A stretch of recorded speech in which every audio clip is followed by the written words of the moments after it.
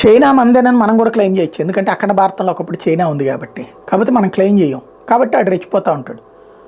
టిబెట్ను వాడు ఆక్రమించుకున్నాడు, దానికి నెహ్రూ కూడా సంతకం పెట్టాడు. కాబట్టి టిబెట్లో భాగం ఒకప్పుడు భాగం అరుణాచల్ ప్రదేశ్ కూడా, అట్లాగే లడఖ్ కూడా.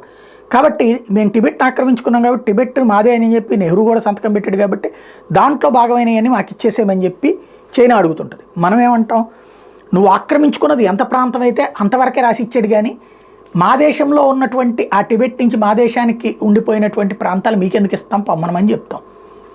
అట్లాగే జరిగిపోతుంది. ఇప్పుడు అందులో కీలకమైనటువంటి అంశం ఏంటయ్యా అంటే, ఏదైతే అరుణాచల్కి ఎవడెళ్ళినా ప్రధానమంత్రిగా వెళ్ళొద్దంటే దొరకు మన్మోహన్ సింగ్ ఆగిపోతూ వచ్చేవాడు.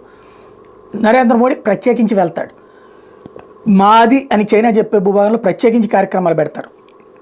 లేటెస్ట్గా చూస్తే నరేంద్ర మోడీ ఇటీవల అరుణాచల్ ప్రదేశ్లో పర్యటించడం మీద చైనా ఆగ్రహం వ్యక్తం చేసింది. జాంగ్ నన్ ప్రాంతం తమ భూభాగం అని, అక్కడ భారత్ వేస్తున్న అడుగులు సరిహద్దు వివాదాన్ని మరింత క్లిష్టతరం చేస్తాయని డ్రాగన్ విదేశాంగ ప్రతినిధి వాంగ్ వెన్చిన్ పేర్కొన్నాడు. అరుణాచల్ని చైనా జాంగ్ నన్ దక్షిణ టిబెట్గా పేర్కొంటాం. జాంగ్ నన్ ప్రాంతం చైనాలో భాగం. చట్టవిరుద్ధంగా ఏర్పాటు చేసిన అరుణాచల్ మేము ఎన్నడూ గుర్తించలేదు, దీన్ని తీవ్రంగా వ్యతిరేకిస్తున్నాం. ఇరు దేశాల సరిహద్దు సమస్య ఇంకా పరిష్కారం కాలేదు.